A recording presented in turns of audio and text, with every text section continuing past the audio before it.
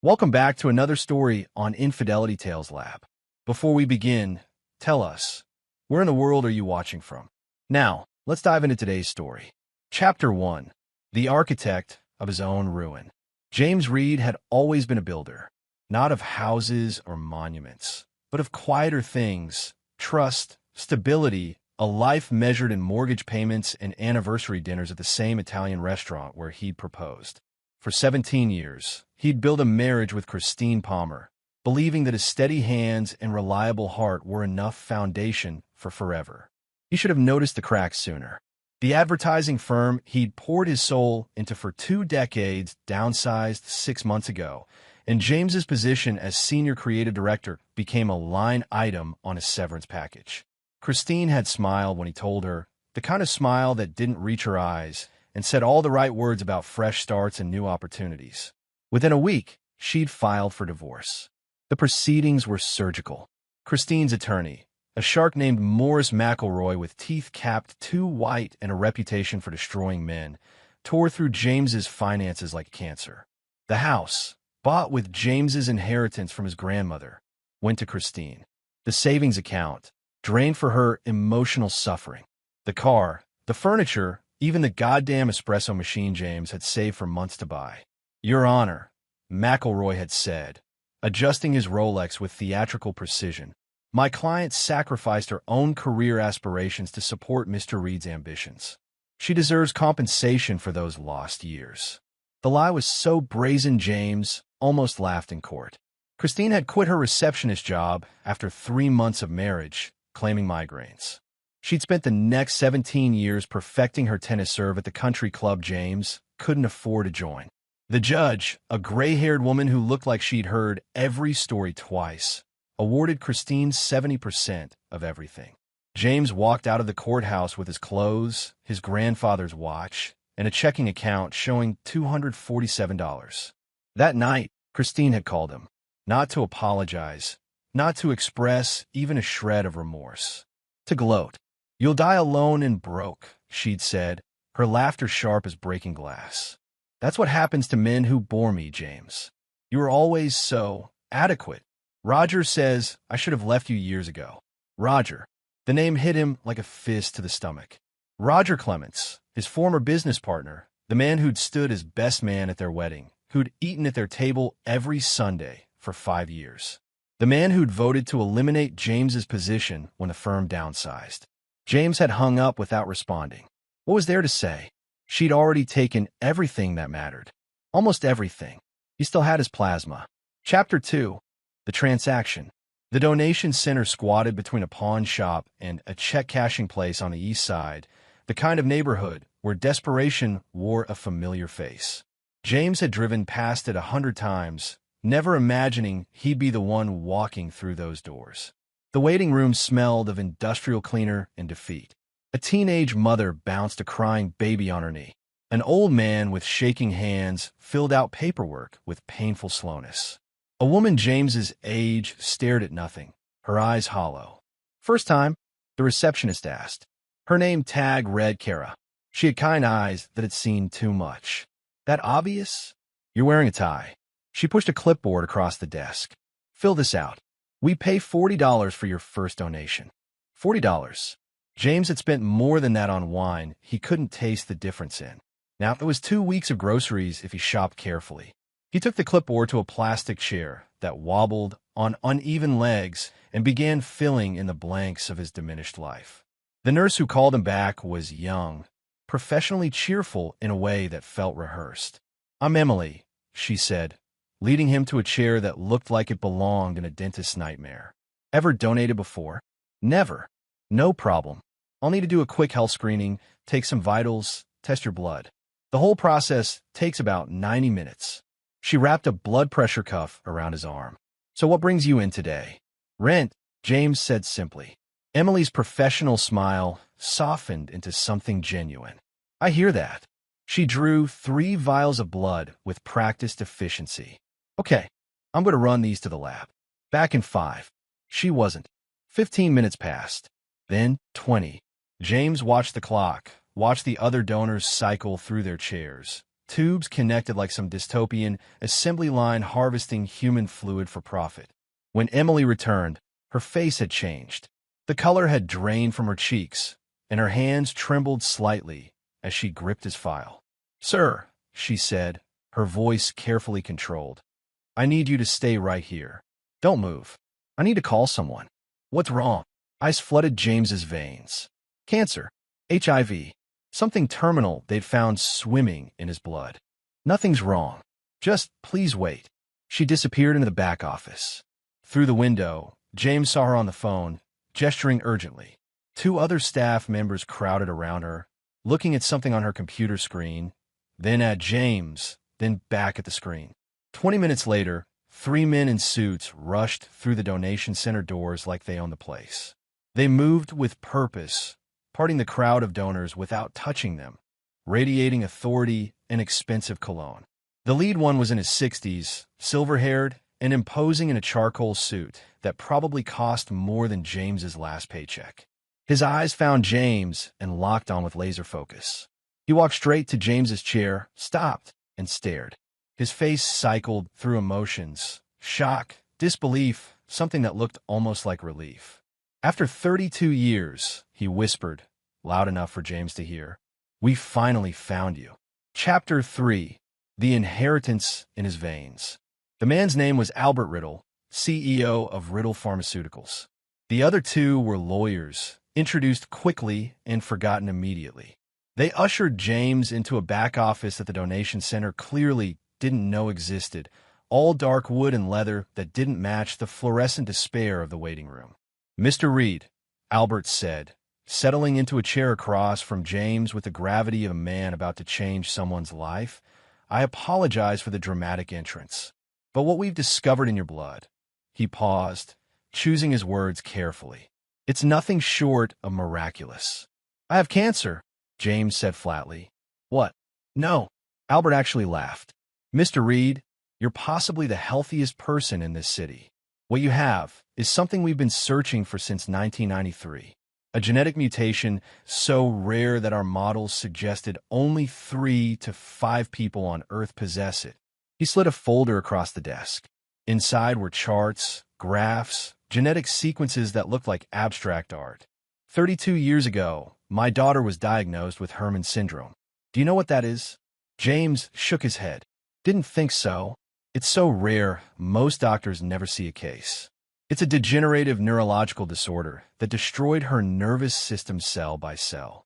She was 8 years old." Albert's voice cracked slightly. "We tried everything. Every treatment, every experimental therapy. She died in 1995, 2 months before her 11th birthday." "I'm sorry," James said, meaning it. "After her death, I dedicated my company to finding a cure. We discovered that the disease is caused by a specific protein deficiency. The human body can't produce the protein naturally, except in the rarest cases. People with a mutation on the HRNX4 gene." Albert tapped the folder. "People like you. I don't understand. Your plasma, Mr. Reed, contains antibodies that can not only treat Herman syndrome, but potentially cure it. There are currently 847 diagnosed cases in the United States alone. Worldwide, thousands. Children dying because their bodies can't produce what yours makes naturally." One of the lawyers leaned forward. "Mr. Reed, Riddle Pharmaceuticals is prepared to offer you a contract for exclusive plasma donation rights. We're talking twice-weekly donations, full medical care, and compensation of $15 million, Albert interrupted. $5 million signing bonus, $10 million paid out over 5 years. Plus royalties on any treatment developed using your plasma." The number didn't compute. James had been counting pennies that morning, calculating whether he could afford both electricity and food. "Why?" he managed. "Because you have something money can't buy. Because 847 families are praying for what's in your veins. And because," Albert's expression hardened, "because I won't let what happened to my daughter happen to anyone else if I can prevent it." James looked at the contract the lawyer slid in front of him. The numbers were real. The signatures were real. This was actually happening. "I need to think about it," he said. Albert nodded slowly. "I understand. Take 24 hours. But Mr. Reed, please understand. Every day we delay children are dying. They gave him a card, a phone number, and a check for $40 for his plasma donation. James walked out of the center in a daze. The contrast so surreal, he wondered if he'd imagined the entire conversation. His phone rang as he reached his car. A 15-year-old Honda that Christine's lawyer had deemed not worth fighting for. Frank Norton, his only real friend who'd survived the divorce. "James, where are you?"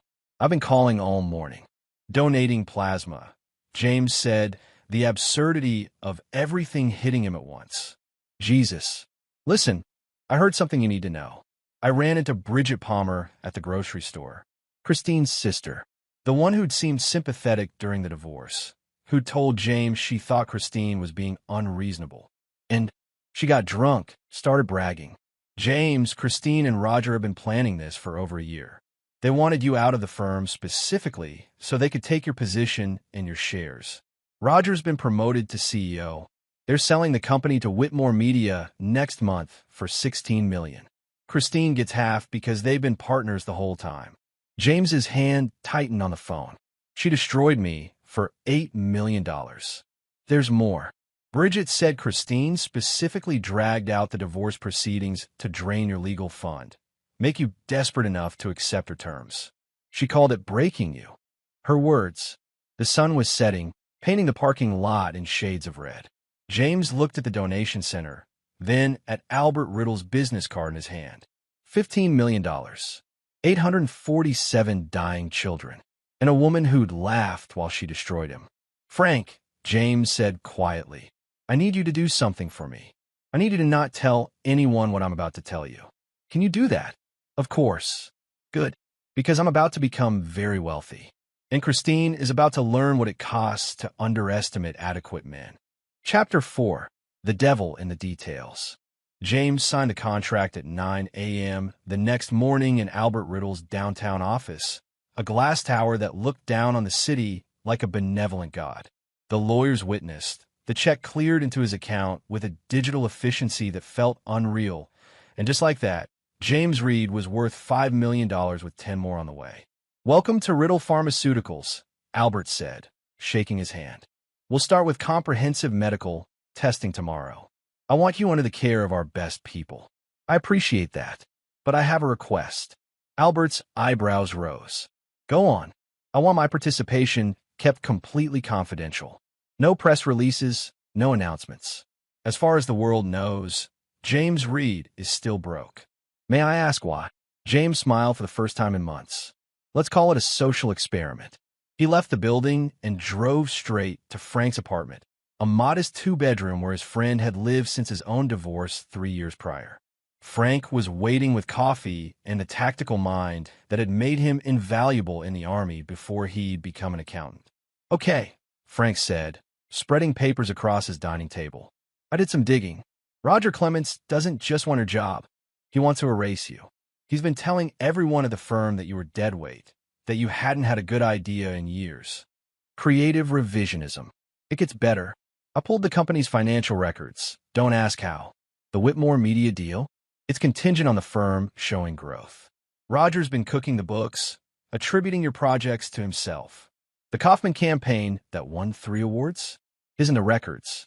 The Riverside rebranding that brought in $2 million? Also his. James studied the documents. Months of his work, his late nights, his creative bleeding, all credited to Roger Clements. He's also been feeding information to McElroy, Christine's lawyer. Every asset you try to hide, every financial move you made, Roger told them. They've been partners since the beginning. How long have they been sleeping together? Best guess, 2 years, maybe longer. Frank poured more coffee. Here's what I don't understand. Why go through all this? Roger's got money. Christine got most of yours. Why salt the earth? Because Christine doesn't just want things. She wants to win. James remembered their early years, the way she played tennis. Not for exercise, but to dominate. How she'd ended friendships over perceived slights. How she kept score in everything. Leaving me with nothing is the ultimate victory. So what's the play? James pulled out his phone, opened his banking app, and showed Frank the balance. $5,247. Frank's coffee cup stopped halfway to his mouth. What the hell? My blood is worth $15 million to a pharmaceutical company. They found a genetic mutation that can cure a rare disease. James smiled.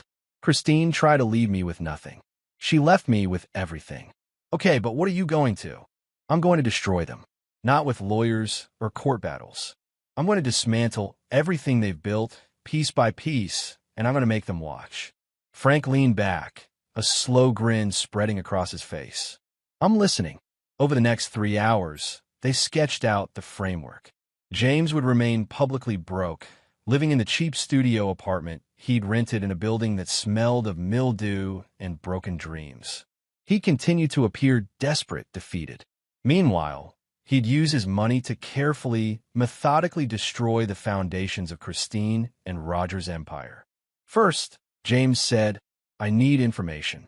Everything about their lives. Where's Roger vulnerable? Frank consulted his notes.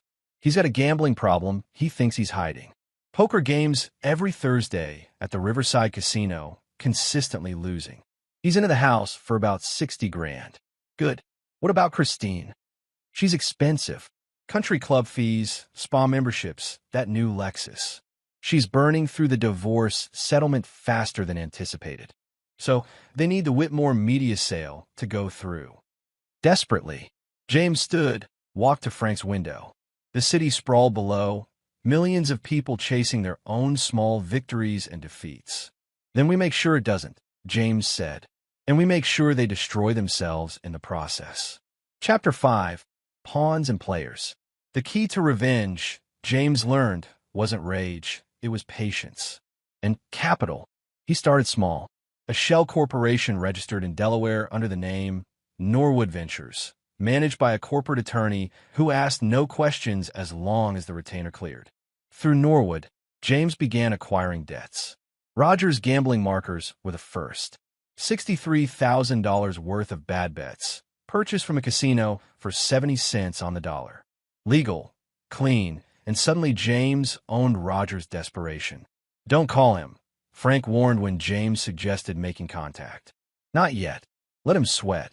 The casino's been patient, but Norwood Ventures doesn't have to be.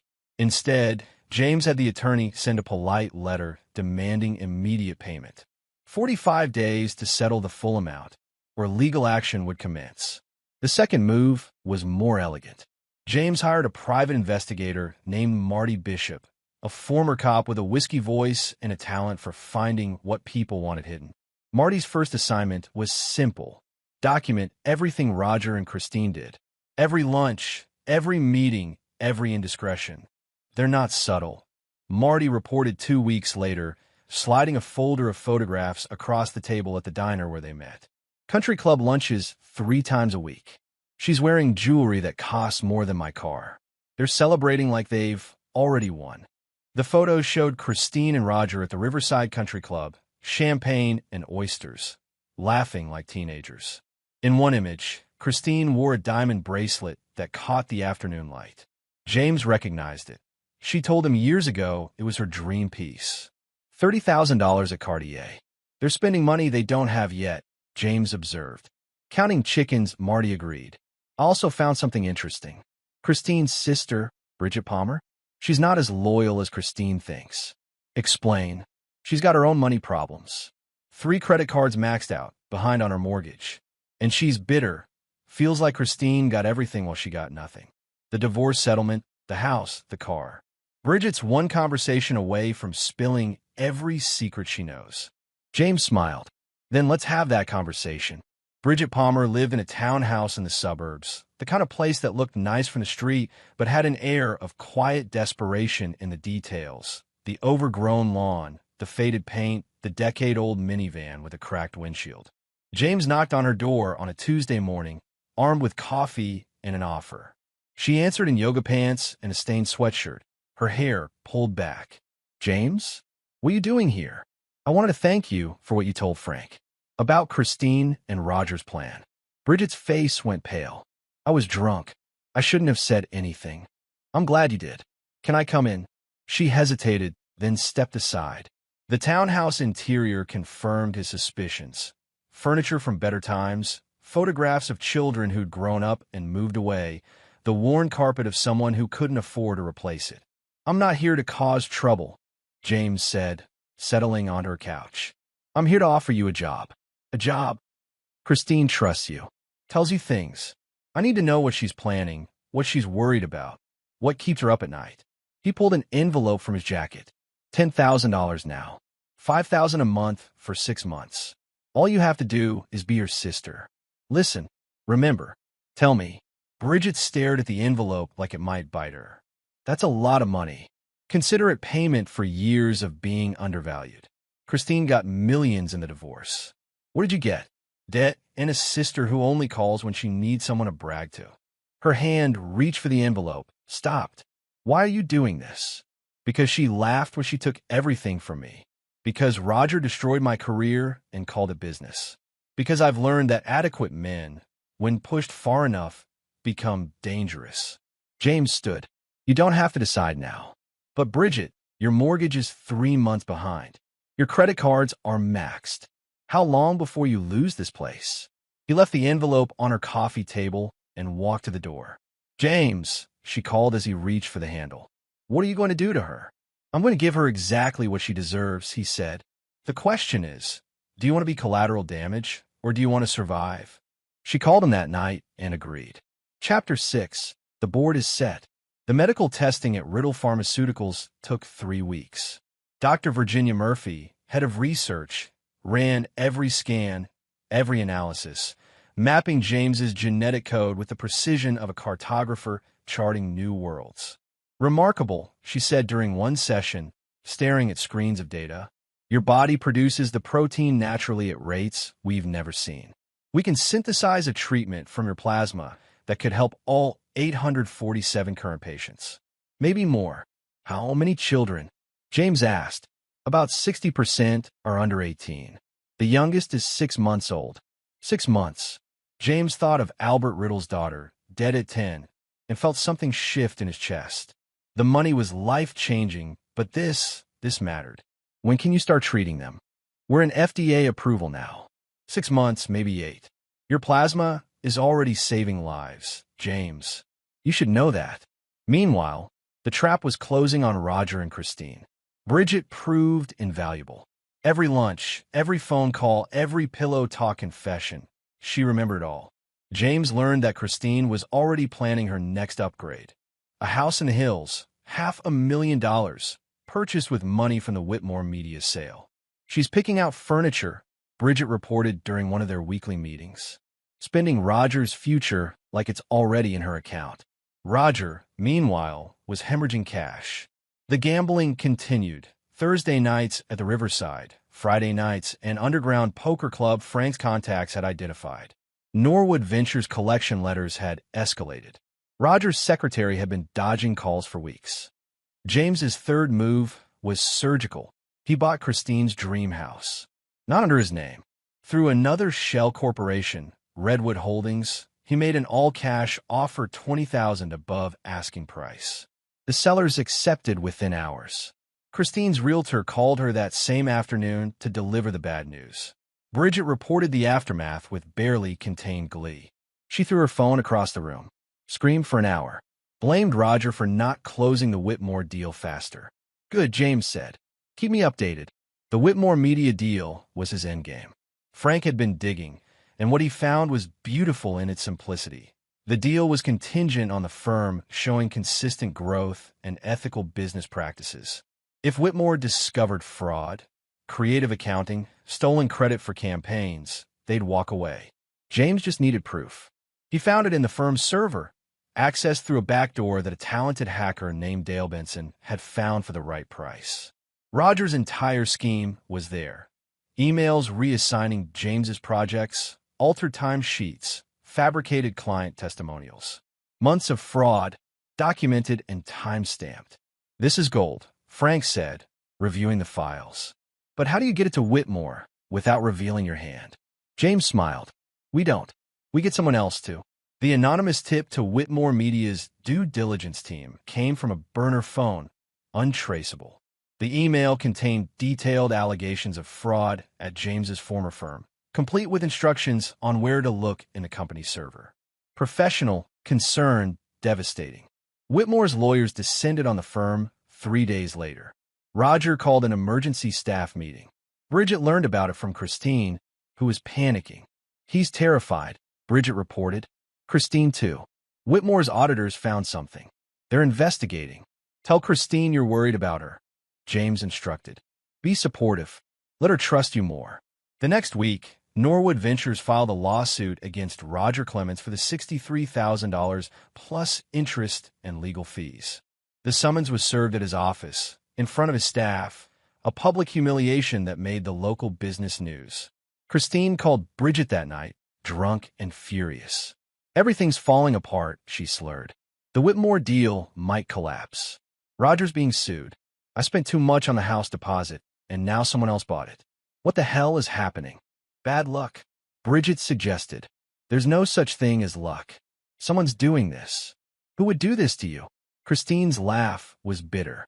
"I don't know, but when I find out, I'm going to destroy them." Bridget reported the conversation to James. "She's getting paranoid. Suspects someone's targeting them, but doesn't know who." "Perfect," James said. "Let's give her something else to worry about." He had Dale Benson create a fake social media profile. A beautiful woman named Cassandra, supposedly Roger's type. Cassandra sent Roger a friend request, started liking his posts, commenting with just enough flirtation to be noticed. Roger, predictable as sunrise, took the bait. Within a week, he was messaging Cassandra privately. Within 2, he was suggesting they meet. James forwarded the messages to Christine anonymously.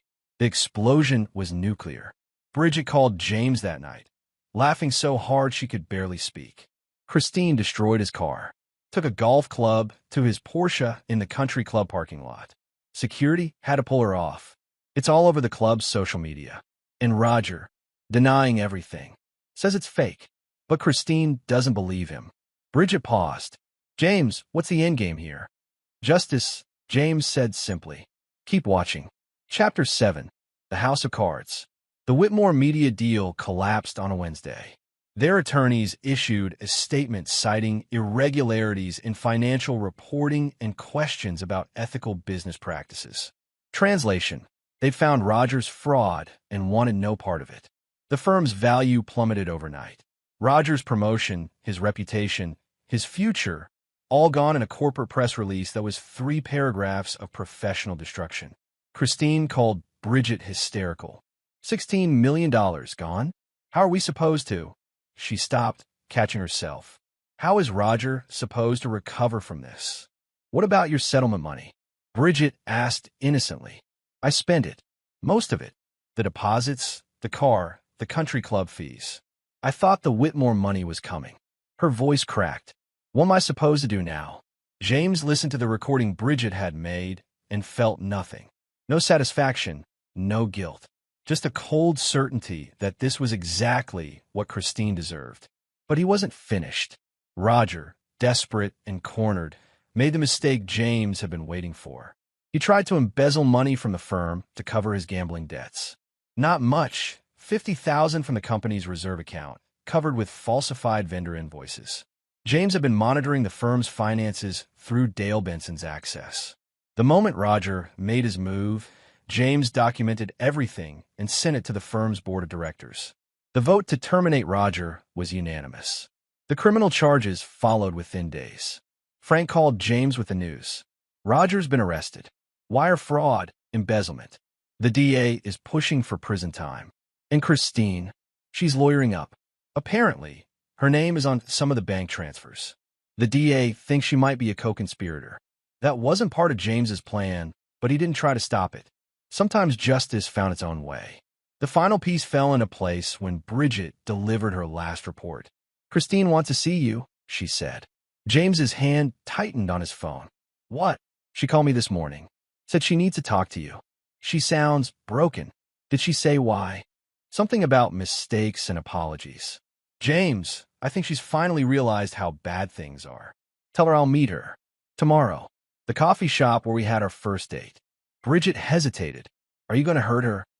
I'm going to tell her the truth, James said. That's worse.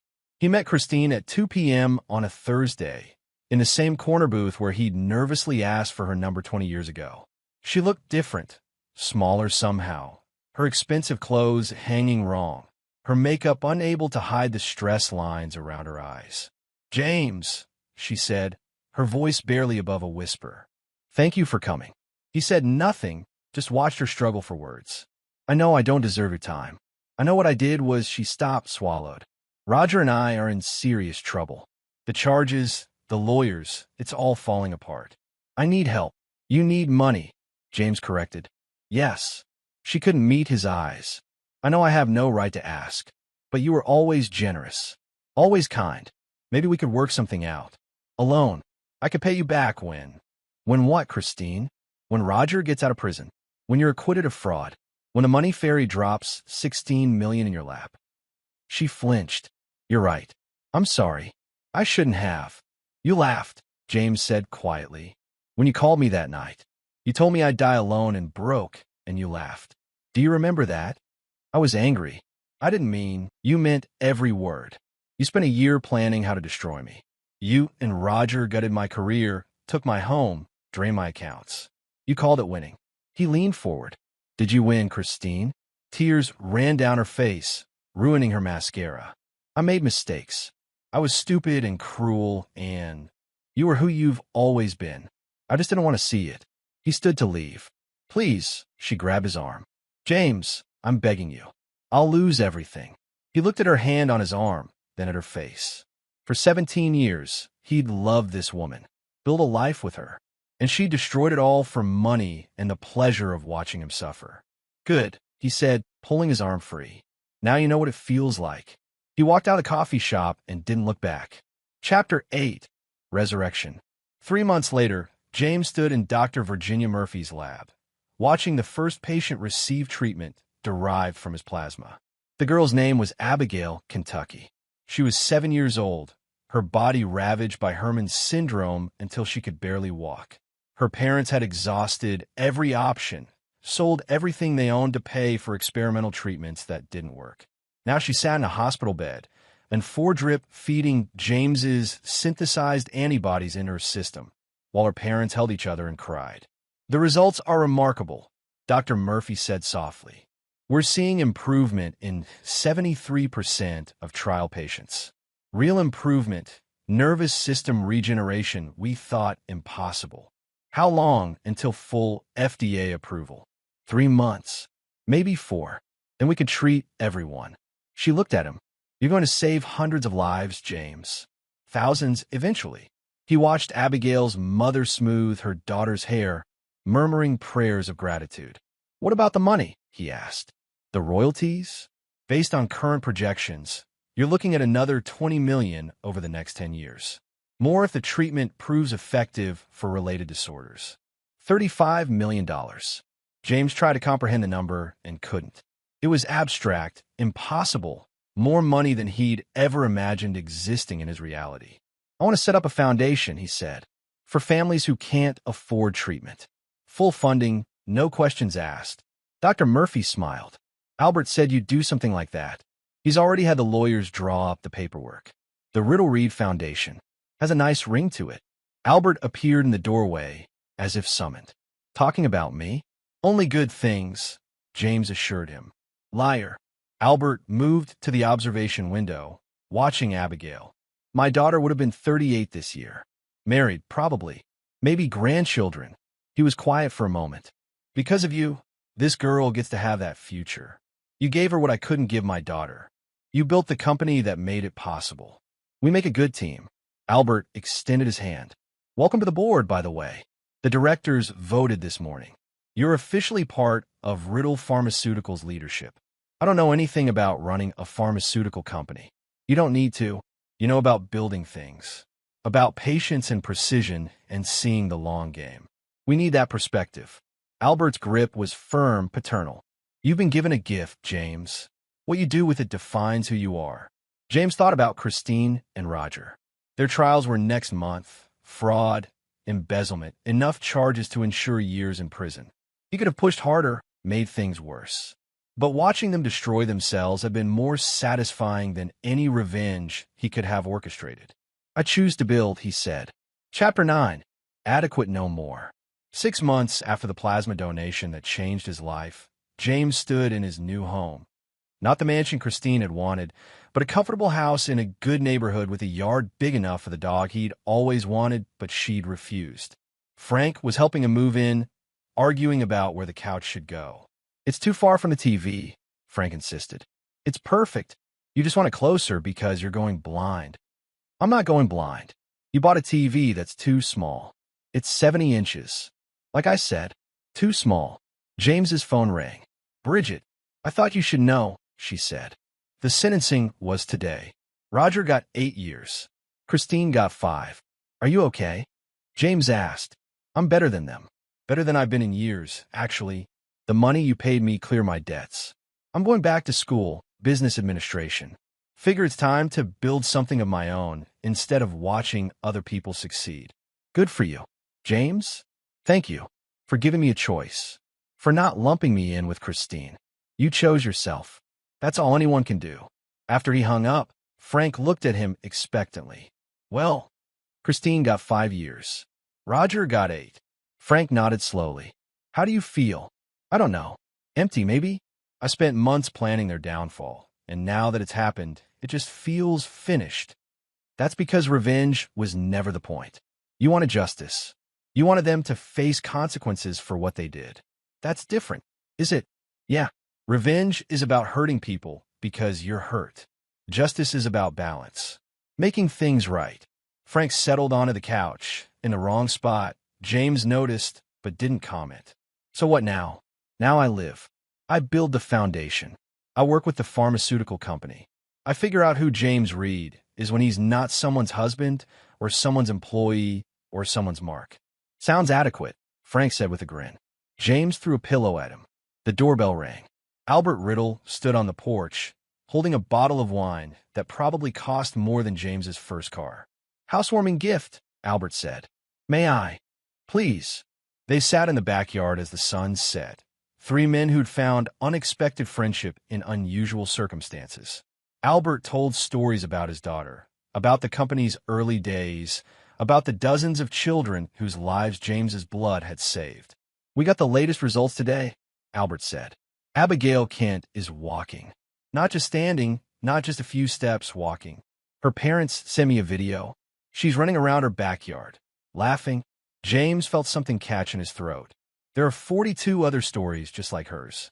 Kids getting better, families getting hope. "Because of you," Albert raised his glass. "To James Reed, who proved that adequate men, when given the chance, are capable of extraordinary things." They drank to that. Later, alone in his new bedroom, James thought about the plasma donation that had started everything, about walking into that center with $40 worth of hope and walking out with a future he never could have imagined. Christine had been wrong. He hadn't died alone and broke. He'd been reborn, surrounded by people who valued him, doing work that mattered, building a life that was truly his.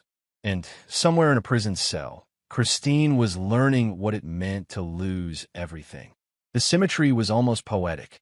James's phone buzzed, a text from Dr. Murphy. Another success story, another child responding to treatment. He read it, smiled, and set the phone aside. Tomorrow he'd go to the foundation office, review grant applications from families desperate for help. He'd meet with the Riddle Board, discuss expansion into research for related disorders. He'd live this impossible life that had been handed to him. But tonight, he'd sleep in his own home, in a bed he'd chosen, in a future he'd built from the ashes of his old life. Adequate? No, he was so much more than that. And he always had been. And there you have it. Another story comes to an end. What did you think? I'd love to hear your thoughts in the comments below. If you enjoy this story, consider joining our community by subscribing. It means the world to us. For more stories like this one, check out the recommended videos on screen. And I'll see you there.